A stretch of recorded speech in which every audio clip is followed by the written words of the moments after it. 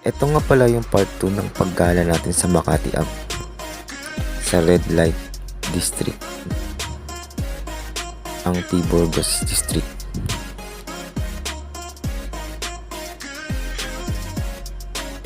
Sa kahabaan po nito, makita pa rin po natin yung mga bars, kainan,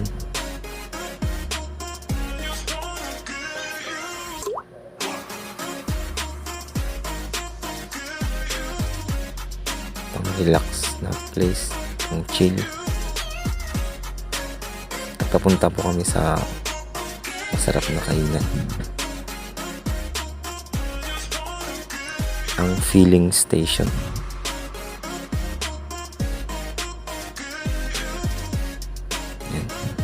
Yan po yung filling station. Masarap na mga pagkain.